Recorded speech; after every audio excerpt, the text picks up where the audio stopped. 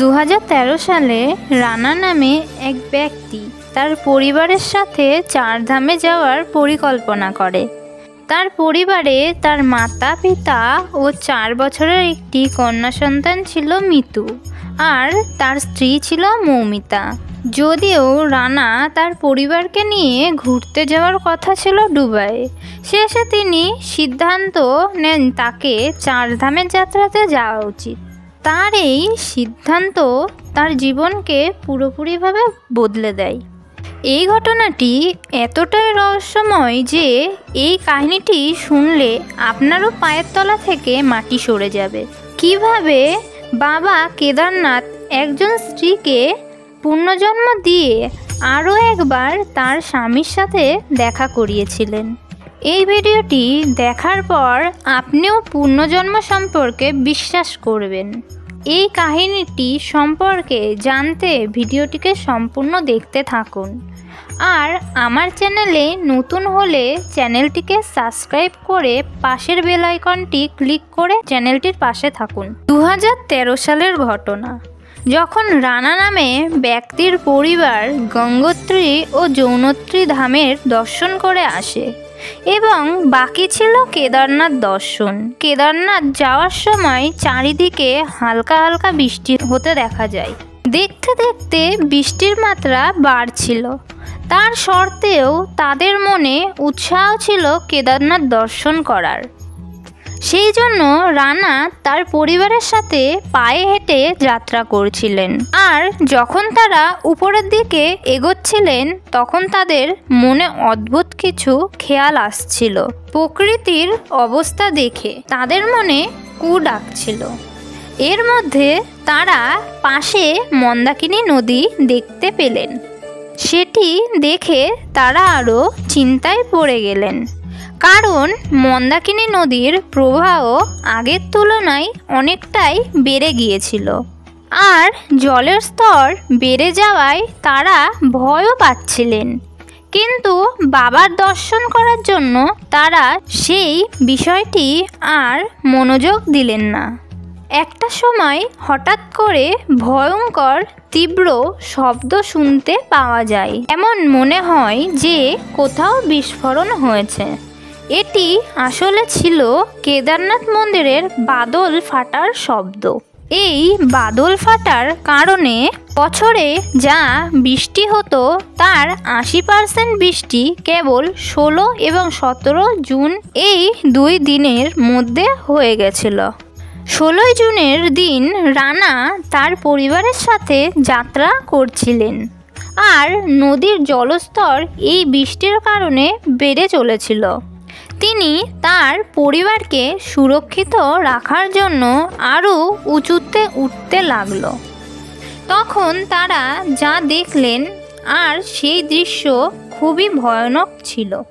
মন্দাকিনী নদী প্রচণ্ড প্রবাহে সব কিছু বয়ে নিয়ে যাচ্ছিল।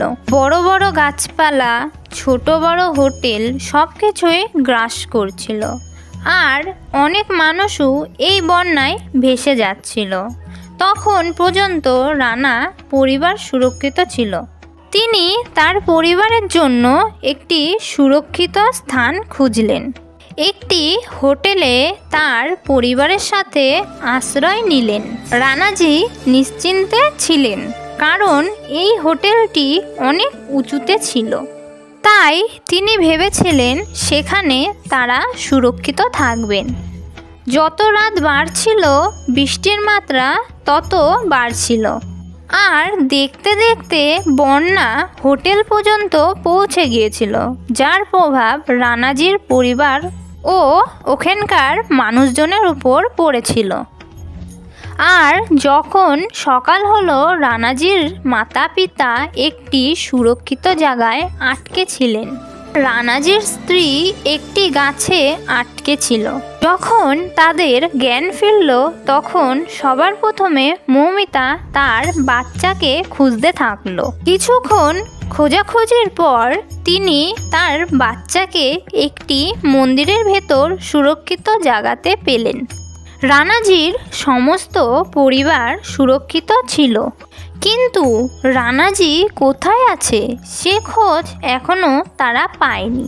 চারিদিকে তারা অনেক খোঁজাখুঁজি করার পরও তারা রানাজিকে আর পায় না। রানাজির পরিবারের সবাই তখন অনেক কাঁদতে থাকলেন, কারণ সেখানে হাজার হাজার এমন অনেক লোক ছিল যারা তাদের আপনজনকে হারিয়ে ফেলেছেন এই বন্যাতে। অনেক লোকের তো শরীরও খুঁজে পাওয়া যায়নি, কিন্তু রানাজি তার পরিবারের মাথা ছিল, কারণ পরিবারের মুখ্য সদস্য হবার কারণে তিনি তার পরিবারকে রক্ষা করতে পেরেছেন বন্যা থেকে নিজের জীবনের বলিদান দিয়ে। কিছু সময় পর বায়ুসেনা এই সমস্ত ঘটনা জানতে পারেন। তখন রেস্কিউ অপারেশন শুরু হয় এবং ওই অঞ্চলে যতজন লোক ফেসেছিল তাদেরকে 10 থেকে 15 দিনের মধ্যে রেস্কিউ করা হয়। রানাজির গোটা পরিবার সুরক্ষিত ছিল। এতদিন পরেও তারা রানাজির খোঁজ না পেয়ে হাল ছেড়ে দিয়েছিলেন। তখন তারা বুঝে গিয়েছিলেন যে তারা তাদের ছেলেকে হারিয়ে ফেলেছেন। তখন তারা পুনরায় হায়দ্রাবাদে ফিরে এলেন। সময় বয়ে যাচ্ছিল। সময়ের সাথে সাথে মৌমিতা তার মেয়েকে পড়াশোনা করিয়ে বড় করে তোলেন। তখন তার মেয়ের ইঞ্জিনিয়ারিং পড়া চলছিল, আর তখন তার বন্ধুদের সাথে কেদারনাথে যাওয়ার কথা ভাবছিল। যখন মৌমিতা এই কথা জানতে পারে যে তার মেয়ে কেদারনাথ যাওয়ার পরিকল্পনা করছে, তখন তার মনে আঘাত লাগলো। তখন তিনি আঁতকে ওঠেন।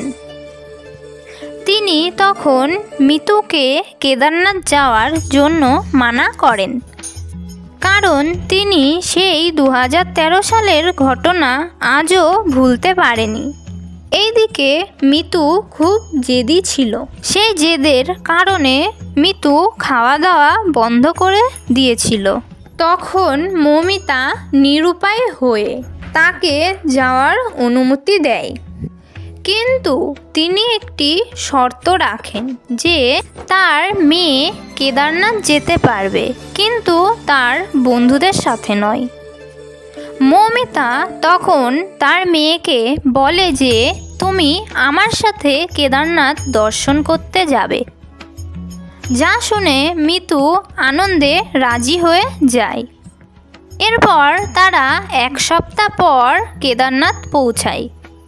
ওই সময় মে মাস চলছিল, আর সাল ছিল 2024। প্রায় 10 বছরেরও বেশি সময় পর তারা আবার সেই কেদারনাথ ধামে পৌঁছায়। রানাজির স্ত্রী যখন কেদারনাথ পৌঁছালেন, তার পুরনো সব স্মৃতি মনে পড়তে থাকে। তখন মৌমিতার তার স্বামীর কথা মনে পড়তে থাকে এবং সেই কথা ভেবে তার চোখে জল চলে আসে। মৌমিতা সব কষ্ট বুকে চেপে রেখে তার মেয়ের ইচ্ছা পূরণ করেন এবং ভালো মতো কেদারনাথ বাবার দর্শন করায়। তারপর সেখান থেকে তার সাথে একটি চমৎকার ঘটনা ঘটে, আর এই চমৎকার ঘটনাটি তার পুরনো দিনের ঘটনার সাথে জড়িত আছে। মৌমিতা একটি বাচ্চাকে দেখতে পায় যে সেখানে ফুল বিক্রি করছিল। বাচ্চাটির বয়স ছিল 10 থেকে প্রায় 12 বছর। আর যখন সেই বাচ্চাটি মৌমিতাকে দেখল, তখন তার হাবভাব বদলে গেল, আর মৌমিতার বাচ্চাটিকে দেখে মায়া হলো এবং তখন তার মনে হলো সেই বাচ্চাটিকে সে অনেক দিন ধরে চেনে। আর যখন সে বাচ্চাটির কাছে গেল, আর যখন সে বাচ্চাটির কাছে গেল তখন হঠাৎ করে বাচ্চাটির মাথা ঘুরতে লাগলো। বাচ্চাটি সেখানেই অজ্ঞান হয়ে যায়। মৌমিতা তার প্রাথমিক চিকিৎসা করে, তার চোখে মুখে জল ছিটায়। তখন বাচ্চাটির জ্ঞান ফেরে এবং বলে ওঠে, মৌমিতা, তুমি ফিরে এসেছো। আমি 10 বছর ধরে তোমার অপেক্ষায় ছিলাম। আমি তোমার স্বামী রানা, আর এটি আমার পুনর্জন্ম। ওই বাচ্চার মুখে এমন কথা শুনে মৌমিতা হতবাক হয়ে যায়। সে প্রথমে এই সব কথা বিশ্বাস করতে চাইছিল না, কিন্তু এই বাচ্চাটি কিভাবে জানলো রানা তার পরিবারকে বাঁচাতে গিয়ে নদীর জলে ভেসে গিয়েছিল? তখন ওইখান দিয়ে একজন দিব্য মহারাজ যাচ্ছিলেন এবং ওই দুজনের কাছে এলেন। তিনি সিদ্ধি বলে সব কিছু জেনে মৌমিতাকে বললেন, পুত্রী, আজ থেকে প্রায় 10 বছর আগে তোমার স্বামীর মৃত্যু হয়েছিল। তারপর মহাদেবের কৃপায় আবার তোমার স্বামীর পুনর্জন্ম এই কেদারনাথে হয়, আর এই বাচ্চাটি পুনর্জন্মে তোমার স্বামী ছিল।